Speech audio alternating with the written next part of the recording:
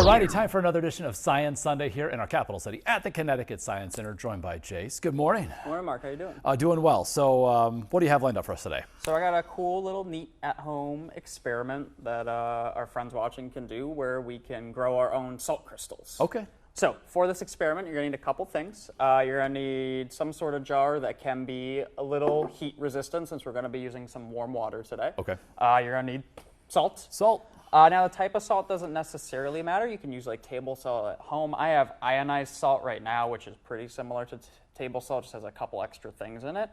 You're going to need a piece of string wrapped around either a pencil, a pen, something that can fit comfortably on top of your jar. A stick too, yeah. Anything that will go across the mouth of your jar so that way the string can dangle in. All right. And finally, you're going to need some hot water. Now, you don't want to make this water boil. We just need it to be warm enough so we can dissolve our salt. Sounds good. So what you're going to do is you're going to add that water to your jar.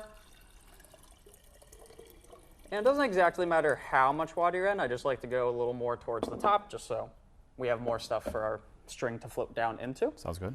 And then you're going to start to add your salt, scoop that in. Now, this is the really important part to the experiment, is we want to add enough salt to where it no longer dissolves.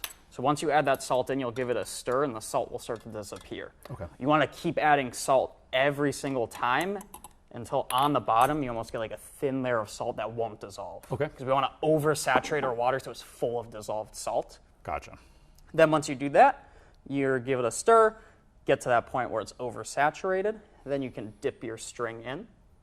And you might have to give it a little push down just so it kind of sinks down, but something we can play around with. Saturate a little bit. Yeah.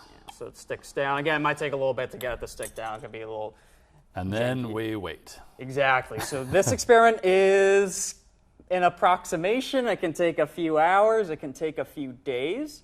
But after you wait long enough, and this is something you can check on periodically. Love a before and after.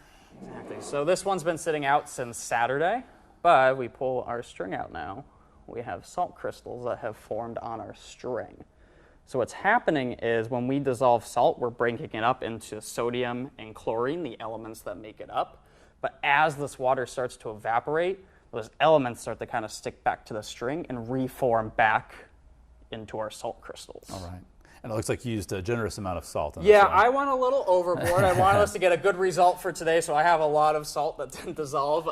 You don't need anywhere near this much, but if you want to use a lot of salt, you can use a lot of salt. Okay, so for those who may want to try this at home, is this basically what they can expect with regard to growth, or would it even get, the more time you let it sit, the more would grow? It might get a little bit thicker in terms of growing, but the salt is forming on the string, so once we kind of have that string covered, you're not going to get like a ton more growth just because the salt's not going to stick to itself as well. It's going to stick to the string. You might see a little bit more, but this is a pretty healthy result for what we would expect from this experiment. All right, so good stuff to do at home. A mason jar, some warm water, some salt, a stick, a pencil, and a piece of rope. That's all it takes. All right, and good a lot stuff. of time. And a lot of time.